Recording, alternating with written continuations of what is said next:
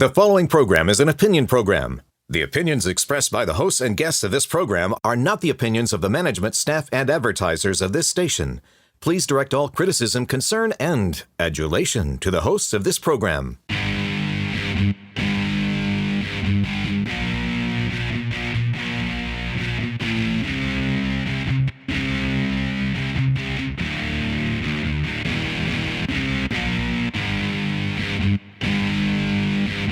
Welcome to Alabama Politics This Week. I am Dale Jackson. I'm a radio talk show host, and you can hear my shows all over the great state of Alabama from Monday to Friday, 5 to 9 a.m. on WVNN in Huntsville, from 10 until 11 on Talk 99.5 in Birmingham, and on News Radio 1440 a.m. in Montgomery, and then again on the UMP in Huntsville as well from 3 until 4 p.m. every single day, Monday through Friday. With me, as always, Mecca Music. She is the CEO of 256today.com. Smart news for smart people. Smart enough not to go on Fox News and completely bomb out. But I think we might have a disagreement about that. We will have a conversation about it here in just a minute. Former Congressman Mo Brooks will be with us. We'll talk with him about the election, and we'll talk about him being in the new Bob Woodward book. We'll have a conversation about that as well. So stay tuned for all of that. I'll have a parting shot for you about log cabin Republicans and a pride event where everyone was inclusive, but not those guys. Let's go ahead and get to it. Let's get to the 2-minute warning. All right, Mecca, let's have a little conversation about this interview that Bret Baier had with Kamala Harris on Fox News. 7.1 million viewers on Fox News at 5 o'clock our time. 6 o'clock Eastern time on a random Wednesday. On Sunday for 60 Minutes, 5.7 million viewers. So it was a huge thing for Harris. I think it was a huge deal for Bret Baier. I think his platform explodes a little bit there as well. It was a bloodbath. I mean, it really was. As she scrambled through this thing, she almost got to use her "I'm speaking" line, but she didn't quite pull it out. There was a lot of interruptions. Apparently, they came late. There was some consternation about that. They were telling him to wrap. It was about that. But when it came to him asking questions, I thought he asked fair questions, questions she had not really been asked, in-depth questions about immigration and stuff like that. And she did not handle it well, my opinion. Your thoughts? No. I think all those criticisms are valid, and I think a lot of people have them. You're not the only one. What I would say, what we disagree is, does it matter? Does it have an impact? I think it was successful in putting her back in the spotlight. For this round, there's not going to be another debate. So they need something. They need some sort of news. Well, I mean, she could have got like a DUI to get back in the spotlight too, and it wouldn't necessarily be a good idea. I don't think this is the exact same thing. I think overall this was beneficial to her, despite what I agree with are probably valid criticisms. Right. So anyone saying she did a great job is obviously just you can dismiss. Well, if you support her, you're going to support this. Well, no, that's what I'm saying. If you're saying she did a great job, you could be dismissed. If you said it was the worst thing that's ever happened, you can be dismissed. But if your critique is she showed up and she fought, that means that there was a little bit of a problem with this. This, I don't think, was a win for her, right. But I think she had to do stuff like this because she'd only done safe interviews. Now she's got that. And so, look, I went on Fox News. Yeah, now you just got that. You've done that. Good job. Also, that interview shows you this. There ain't no way in hell she's going on Joe Rogan. No way. No, there was a talk about this, about her potentially going on Joe Rogan. But I don't think that's going to happen. When Rogan does interviews, he says that you need to be there for at least 3 hours, and we will have maybe 2-hour conversation, maybe 3 hour, but we'll have breaks and stuff, but we're just going to go the whole time. That is not happening here. Kamala Harris, and she doesn't need to do that. This whole thing, we need to see more of her. Wrong. Put her in a basement. I mean, that's just do it. I want them to lose, so keep running her out there. But if they're smart, the strategy she unveiled, that she'd been running basically is like, so what color is your hair today? Donald Trump is bad. I mean, that's basically the entire, and that's the strategy she has to run with if she wants to win. Let's move on. Let's talk a bit about voter purges. Now, this is an interesting story. You're seeing it happen across the country. It's happening in Maine, Virginia, Alabama, different secretaries of states attempting to do things with the voter rolls because they say they have found people who are not eligible to vote on there. Now, in Alabama, some mistakes have been made, apparently, and some of the people who were, quote-unquote, purged have been found to be actual voters, and they've been put back on the rolls. So the DOJ comes in and says, hey, you need to go ahead and put all these people back on. This isn't the time to hash this whole thing out. Now, a little bit of a mistake made by, I think, Wes Allen waiting until 84 days before the election to do this. This is sort of the argument they're using. But the DOJ is also suing in places like Virginia and other places where they had made this decision before because they want to litigate this in court, and they want to make the argument that Republicans are trying to take people off the ballots because that's the only way they can win. That's sort of the argument they're making as well. Okay, well, the main argument, or what the case is about, though, is that there wasn't the 90 days observed. Yeah, he before. went 84 days. It's called instead the of 90. quiet period. Right. Which, by the way, the DOJ is not supposed to do like legal matters against people before campaigns and things like this. So which is already, just somewhat cloudy. but that's what out. their case is based on, and if that's the rule, yes, obviously voter rolls need to be clean. We need to ensure everybody is eligible to vote, and so I think Wes Allen was right on that. But it would have been a little smarter, I think, to make sure you're within that time frame that's required. And we've had a lot of changes to our voting system. In Georgia, there's been a lot of changes because of what happened in 2020 in different places. Some states in 2020, they had their Secretary of States do things they weren't allowed. Court said, okay, let's do this. They had a lot of different changes. There's been pushback on the other side there where more stringent rules came in. This is going to be an election where we see this stuff play out, and there's going to be a lot of legal challenges. This is now just a legal issue also. Not only is it a turnout game, it's a legal game, and it's starting less than 3 weeks before the election where we're going to see a lot of this that's here. just it. You want everything as clear and clean as possible right now, just for these very reasons that you just mentioned. I agree. I have this crazy idea, and people are going to think I'm nuts when I come up with this. Just check this out. What if we had one day on a Tuesday, November, and you had people go to the polls and vote? Yeah. That sounds crazy. It just sounds completely nuts. What if we did that? All right, moving on. Let's talk about ALO2, one of the races people will go to. And I read something the other day. It's like one of the most watched races in Alabama. Oh, yeah, name another, because I can't tell you what it is. This is the only watched race in the state of Alabama. It is the only race to watch. ALO2. It's the only race to watch. ALO2 is the only race to watch in the entire state. Shamari Figures, the Democratic candidate, Caroline Dobson, the Republican candidate. There's a lot of money involved here, Mecca. There's a lot of money. It's getting raised. Caroline Dobson overall has raised more, put some of her own money in. Shamari Figures is starting to catch up. I always look at these races, and yes, money is one thing. You can only buy so many TV ads. The media markets that overlap this district are not necessarily the big money media markets. There's some Birmingham and stuff, but I have a radio show down in Birmingham, and I have not seen a lot of ads about this in that media market. But I do think you have to raise money to do these things. There's a lot of walking around money that you need, and I don't mean like paying people to vote, but they say stuff like that happens too. But to put gas in cars of volunteers, all these things. So it takes a lot of money to run these operations. Caroline Dobson's doing a better job running it. Here's what I heard about polls. So I'll let you talk about the money in the polls. When this all first started, Shamari Figures had a pretty surmountable lead. I hear that the gap has shrunk significantly, and they are concerned on the Shamari Figures side that he is just not doing enough stuff. Correct. That's the argument I've heard. So you can talk about the money or that if you wish. Okay. Well, thank you. Yeah, go right ahead. So basically, when you look at the money, and this came, there was a great statement from Dobson's campaign, right? And they were talking about all the out-of-state money that has gone to Figures' campaign. And that says two things. Obviously, he's raising a lot of out-of-state money. The second thing is that means this race is so close and so competitive that they are pumping any money they can find into this race. Yeah, they're going out and they're asking for people outside to, hey, you got to help us take back the House to do it. I talked with Mo Brooks, and we'll talk with him a little bit later. He suggested to me that Republicans could win the House, and Republicans could take the Senate, and then Republicans could lose. No, excuse me. Republicans could take the White House. They could take the Senate and then lose the House of Representatives. So you see a lot of changes, and this will be one of the races where that is an issue. I talked with Barry Moore, whose district this used to be, who's now District 1. He beat Jerry Carl. And I told him, I said, you could be back in this race next time. And he's like, yeah, I know. So this could all change again. So based on redistricting and all sorts of other stuff that the courts could get involved in again. All right, let's talk about gambling, one of my favorite subjects. I am becoming more anti-gambling the more I talk about this. I hosted a radio show in Tennessee earlier last week, I guess it did. I hosted a show there, and I was going through the Tennessee lottery, and I was like, man, this thing makes like $2 billion out of the economy and pays into the school systems $500 million. That's a bad deal. All of these gambling things seem like bad deals to me. But that aside, this issue is about Matthew Hammett, a state representative, saying, hey, look, there's a lot of illegal gambling going on in this state.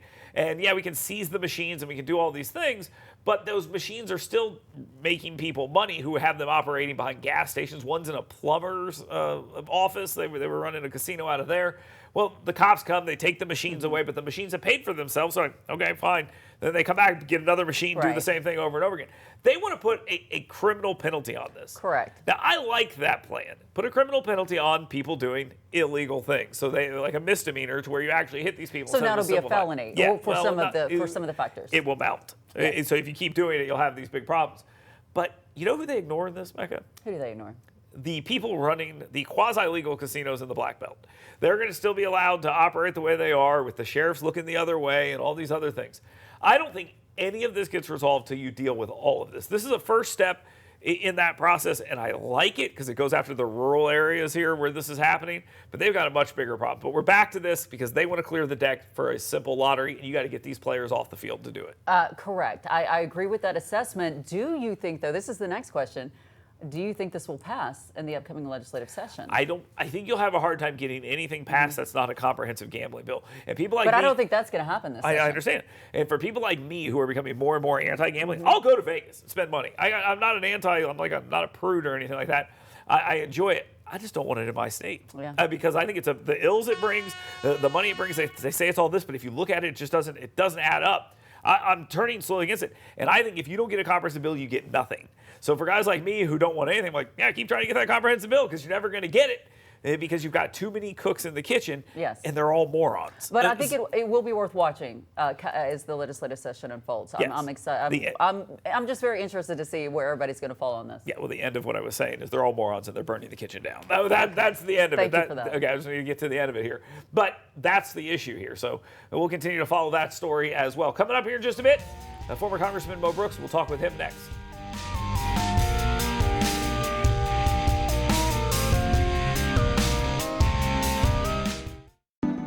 You work hard to earn little escapes because doing your best means being your best.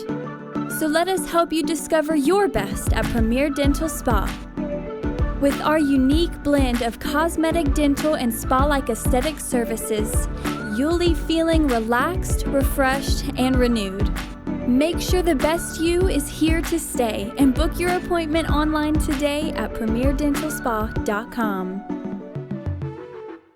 Hey folks, Dale Jackson here for University Kia. This is my son Grant. He's a busy guy. Chess, piano, basketball, wrestling, baseball, you name it. There's probably some stuff that I missed that my wife will be mad about, but here's the thing. It's important to have reliable transportation. And my friends at University Kia, they take great care of me. I've been driving Sportages my entire life. My wife drives a Telluride now, and it is the perfect vehicle for the busy family. Folks, University Kia, let them take care of you like they've taken care of my family. That's University Kia. Learn more at universitykia.com. Tom, Grant and Dale Jackson sent you. Want fun, safe, intelligent fitness programming? Want to build muscular strength, cardiovascular endurance, drastically improve range of motion and mobility, and learn proper nutrition to fuel your life with energy and emotional health?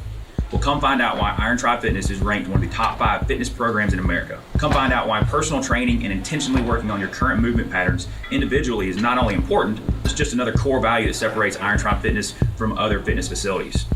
To learn how to get your 2-week free pass, go to irontribefitness.com. Attention! This is a public notice from the Social Security Disability Helpline. If you're one of the millions of Americans who are disabled and unable to work, you may be eligible for disability benefits from Social Security. Receiving benefits is your right. If you suffer from physical or mental disability, whether you're applying for the first time or you've already been denied, we can help. We'll evaluate your situation and deal with Social Security on your behalf. Best of all, there's no fee until you receive your benefits. Remember, we only get paid if you win your case. There are many reasons and conditions that may make you eligible for disability benefits. Many of them you may not be aware of. So if you're disabled and unable to work, call now to get started with your free, no-obligation consultation. Call 877-744-0750. That's 877-744-0750. 877-744-0750. What if this happened to you when you're alone? Or what if it happened here? With MedGuard Alert, you're never alone. You can connect with medical professionals anywhere, anytime. And now MedGuard is introducing our exclusive new Care Watch. If you need help quickly, use it from anywhere to contact medical professionals. No cell phone required. The Care Watch is not only a life-saving medical alert device, it's a revolutionary health monitoring system that checks your blood pressure, heart rate, oxygen saturation, and much more. And here's the best part. If you have Medicaid, you may qualify to get your Care Watch for free. The Care Watch is only available through MedGuard Alert. Call us right now. We have monitoring programs starting as low as $1 a day. The call is free, activation is free, shipping is free, and no contract is required. Remember, with Medicaid, you may qualify to get your Care Watch for free. Don't wait. Call us to get your Care Watch right now. Operators are standing by.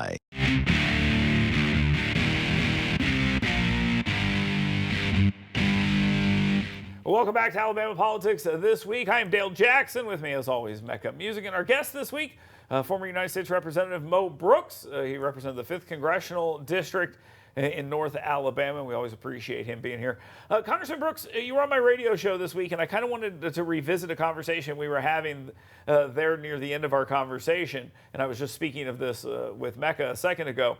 We were talking about, where these races stand. And you said it's a real possibility, and maybe I'm overselling it here, but you said there was a real possibility that Republicans take the White House, take the Senate from Democrats, and then lose the House of Representatives in races like Shamari Figures and Caroline Dobson and ALO2 could play a role in this. I mean, how likely do you make that assessment?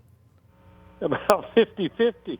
I mean, you're asking me to speculate where the polling data suggests everything is very, very tight, and you've got some unknown factors, principally federal court judges that have ordered redistricting in order to help elect more Democrats, at the unknown issue of how much voter fraud the Democrats will engage in this year. So, in my judgment, all three of those bodies are virtually a toss-up, but if I had to bet, I had no choice, I had to bet, I would bet Trump wins the White House, the Republicans win the Senate, and the Democrats win the House. Yeah, just for clarification, I made you make that prediction. I did. You didn't just offer that up. I made you, so you were forced in that situation. So there we go, Mecca.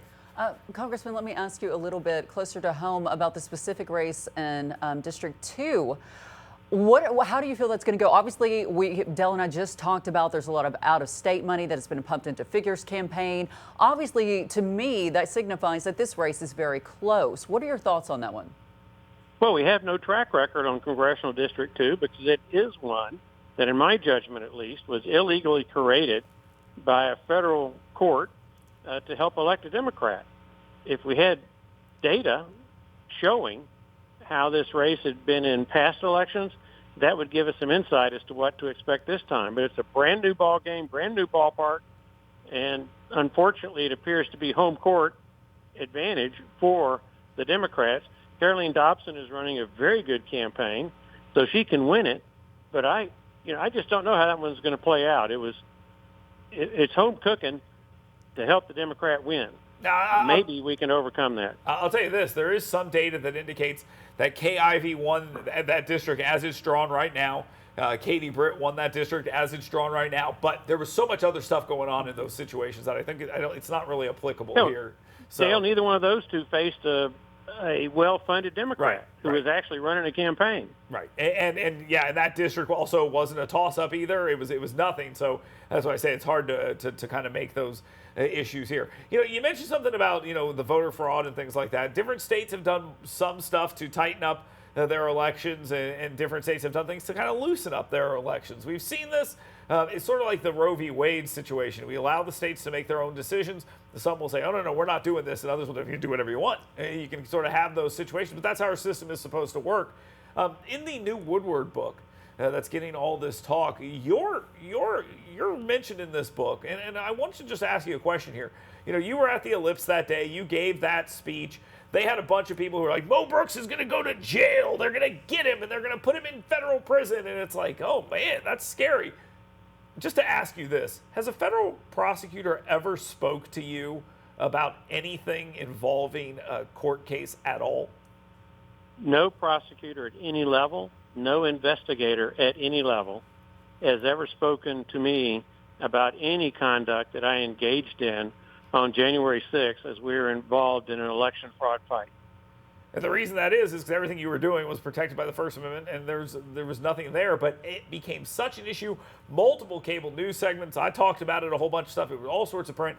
And then when it came time for them to say, okay, well, let's do something about it, they're like, now we're good. We don't really need to do anything about that. So I think that was a pretty interesting scenario. Now, back to some more of this. I guess in this book, they lay out pretty well your relationship with Donald Trump and how it soured. But what do you think about that being brought up again? Well, for you and me, it's kind of old news, but apparently at the national level, it's not. The critical event was when Donald Trump called me in February of 2022, keeping in mind that that wasn't very much time before the Republican primary, and it was more than a year after the January 6, 2021 legal deadline to contest the 2020 presidential election. And Donald Trump told me in that phone call, in substance and effect, to publicly call for a rescission or nullification of the 2020 presidential election, to forcibly remove Joe Biden from the White House, to reinstate Donald Trump as president, and of course return him to the White House, and to call a special election for president. And I was stunned, because none of that is permitted by the United States Constitution or governing federal statutes. And I say that knowing the Constitution and federal law on this subject, because I had to do a lot of research in preparation for the January 6th voter fraud debate on the House floor. And I told Donald Trump my legal reasoning for not going along with him. And then I emphasized that I took an oath to defend and protect the Constitution. He was asking me to violate my oath by calling for violations of the U.S. Constitution and various federal statutes, and I wouldn't do it. And, you know, Donald Trump, being Donald Trump, he sought retribution, and he got it. He withdrew his endorsement of me for the U.S. Senate not long after this phone call, calling me a woke liberal of all things, which is laughable. But a lot of people didn't know it was laughable, so they were snookered. And then not long thereafter, he endorsed Katie Britt for the Senate. And, well, you know, that's the way it went. But for me, it came down to I could violate my oath of office and undermine the U.S. Constitution and likely win the U.S. Senate race, or I could abide by my oath of office and likely lose the U.S. Senate race. And I chose abiding by my oath of office to defend and protect the Constitution, not call for flagrant violations of it. Congressman, looking back with the benefit of hindsight and the time that has passed, is there anything you would have done differently? Well, I probably wouldn't have run for the United States Senate, in part based on what happened in 2017, where I had Donald Trump's word via two intermediaries that he was going to be neutral, and then he reneged on that neutrality. I'd have been elected a senator in 2017 if Donald Trump had not reneged on his commitment. And then in 2022, he gave me his word that he'd stick with me through thick and thin, and he was endorsing me. And then he also gave me his word, and this is personally where he's talking to me, that under no circumstances would he endorse Katie Britt. And so I got snookered 3 times. You know, the first time I can blame Donald Trump, but the second and third time, well, I knew he wasn't an honorable person. I knew he wasn't to be trusted, but I went with it anyways, and you saw the results. Go ahead. So who will you be voting for in the presidential election? Well, you know, a lot of voters in America are between a rock and a hard place because the political parties have failed us so badly. On the one hand, you've got a person who's a Marxist sympathizer who, if elected, will do great damage to our country. On the other hand, you've got someone who's the most dishonest politician I've ever had to personally interact with in my lifetime, and is also a convicted felon. There aren't real good choices here, but I'm an American and I'm a Republican, and I'm going to vote accordingly. There we go. Mo Brooks, thank you very much. Always appreciate you taking the time to talk with us and giving us some interesting comments there. Thank you so much to him. We'll definitely talk to him soon. Mecca Music is about to leave the show. Therefore, the show is going to get so much better because of Party Shots coming up next right here on Alabama Politics This Week.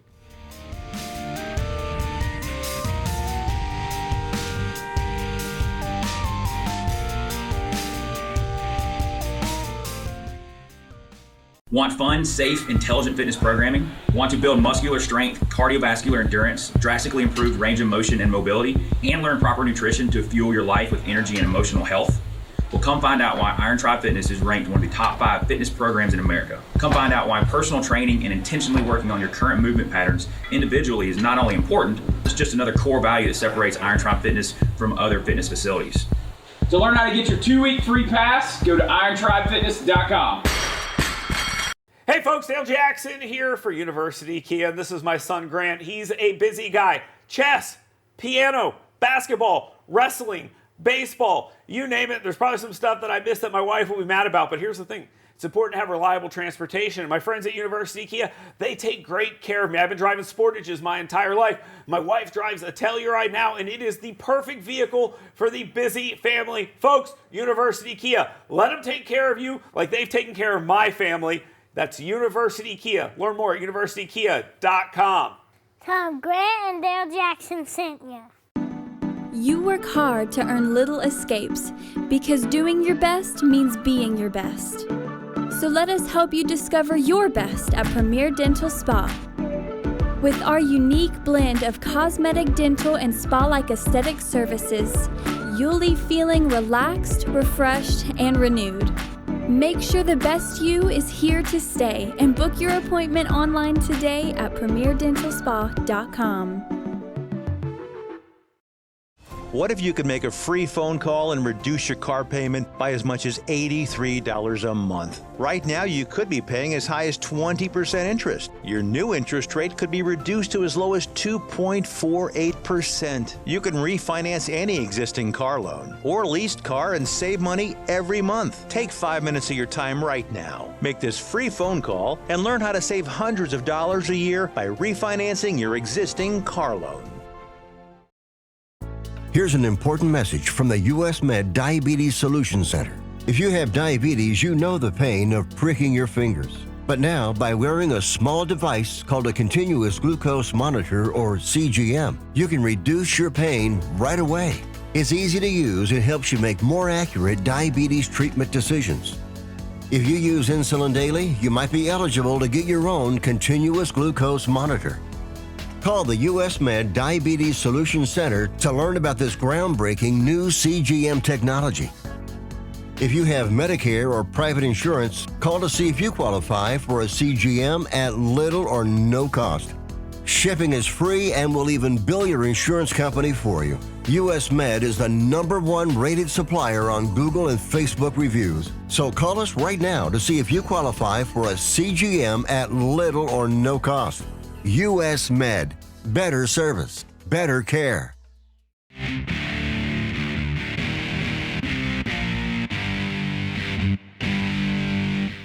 Welcome back to Alabama Politics This Week. I am Dale Jackson. Thank you very much for being here. We're about to jump into the party shop, but before we jump into that, let me tell you about my friends over there at YellowHammerNews.com. You can go there. You can sign up for my email blast. And that email blast will help you get the 7 things you should be talking about today every single day. Right there, go to YellowHammerNews.com, sign up for my email blast, and you'll have the 7 things every single day. So go check that out. Right now, though, let's get to the party shot. My party shot this week is directed at the Rocket City Pride folks here in North Alabama. They had an event at the Orion Amphitheater, and at this event, the Log Cabin Republicans showed up. This is a group of gay Republicans, and this did not sit well with a lot of people who were at that event. They were very upset. Some were scared. They felt they weren't safe because there was a group of people there that they didn't like and they didn't agree with on everything. The issue apparently was trans ideology and things like this. Now, a little background here. You know, I was pro-gay marriage before Barack Obama and Hillary Clinton started lying about it to get elected in 2008. This issue has been generally resolved across the board, and at this point in time, now we have the trans issue is the one that is being fought over right now, and that's almost been subsected off to minors and things like that. The fact that these organizations split off here, and this is exactly what happened, they went and held another event down at Ditto Landing because it was unsafe for this group that would normally attend this group to be around another group that would attend this group is almost comically laughable. It goes to show you how much progress has actually been made, that now the groups can fight amongst themselves and have their battles there, and they're no longer worried about fighting the people on the outside. That's progress, folks. That is progress. Thank you very much for being here. Thank you very much for watching Alabama Politics this week. We will talk to you next week. Thanks for being here.